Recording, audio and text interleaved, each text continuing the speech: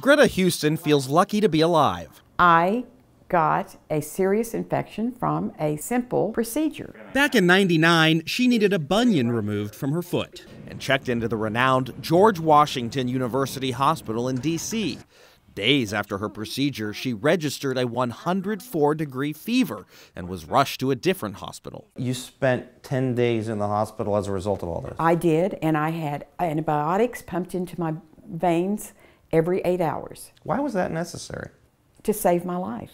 Houston sued George Washington, blaming the infection on negligence during surgery. The hospital denied fault but paid a small settlement back in 2004. 15 years later, the government is finally cracking down on hospitals in an effort to reduce infection rates. Now, GW is on the first ever list of hospitals penalized by the federal government for having too many hospital-acquired conditions like blood or urinary tract infections. It's just appalling.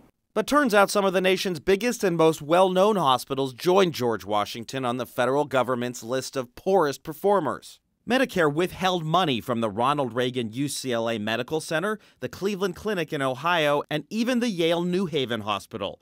It's part of a Get Tough approach the Centers for Disease Control supports, saying more than 700,000 patients still acquire hospital infections each year. Around 70,000 of those people will die while they're in the hospital.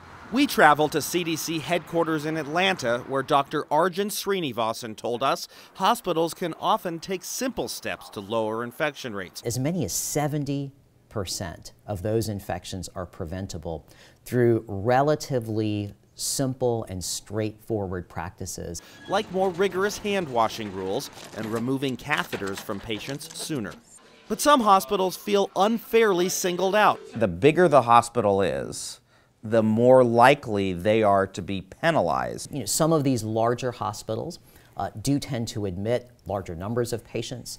They may admit sicker patients. But I think an important message to note is that there are also some very large hospitals with extremely low infection rates. And just because you're a big hospital doesn't go hand in hand that you have to have a high infection rate.